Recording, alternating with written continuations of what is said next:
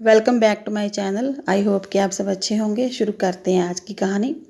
बेटी को अकेले पालने वाले पिता की दर्द भरी दास्तां। उसने खुद को बाथरूम में बंद कर दिया। वह देर रात का वक्त था। उस वक्त मेरी बेटी सो रही थी और मैं उसे शोर मचाकर परेशान नहीं करना चाहता था। मैं बहुत घबराया हुआ था। मेरे बार बार जोर देने पर भी उसने दरवाज़ा नहीं खोला। मैं सोच रहा था कि क्या मैंने कुछ गलत किया है। मेरी पत्नी का फ़ोन लगातार बज रहा था और वो उसे उठा नहीं रही थी। जब मैं उसका फ़ोन उठाने गया तो उसने मेरे हाथों से फ़ोन छीन लिया और बाथरूम में चली गई। उसने दरवाज़ा अंदर से बंद कर दिया। घबराहट में मैंने दरवाज़ा तोड़ा और उसके हाथों से फ़ोन छीन कर देखने लगा। मुझे बड़ी हैरानी हुई कि एक नंबर पर मैसेज भेजा था। इसी नंबर से उसे कुछ मिस्ड कॉल भी आई थी। मैसेज में लिखा था, मेरा फ़ोन मत उठाना, अभी मेरा फ़ोन मेरे भाई के पास है। ये मैसेज पढ़ने के बाद मैं डर सा गया और मैंने उसे कुछ नहीं कहा, क्योंकि मुझे लगा कि कहीं वो दोबारा बाथरूम में खुद को बंद ना कर दे या खुद को कोई नुकसान ना पहुंचा दे। अगली सुबह मेरे दो दोस्त घर आए और उससे बात करने लगे।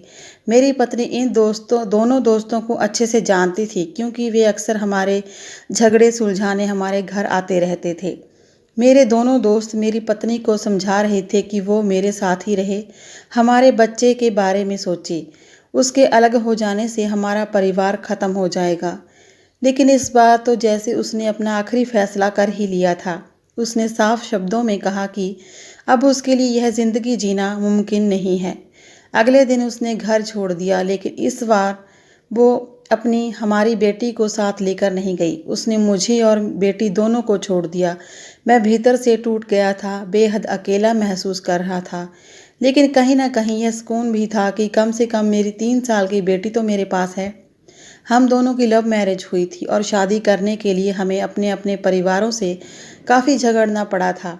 जब हमारी बेटी महज 3 महीने की थी तब भी वह घर से चली गई थी और बेटी को भी साथ ले गई थी। लेकिन इस वक्त एक दोस्त के समझाने पर वह लौट आई थी। लेकिन इस बार वो मुझे और मेरी बेटी दोनों को छोड़ गई और कुछ दिन बाद लौट के आया तो वह था तलाक का कागज़। कोर्ट में सुनवाई के दौरान उसने साफ कह दिया कि बेटी की देखभाल करना उसका पिता यानी कि मैं ज़्यादा बेहतर तरीके से कर सकता हूँ। मैं और मेरे माता पिता इस बात से खुश थे कि मेरी बेटी मेरे पास ही रहेगी। आज की कहानी अच्छी लगी हो तो वीडियो को लाइक और शेयर ज़रूर करें। चैनल को सब्सक्राइब करना ना भूलें। धन्यवाद।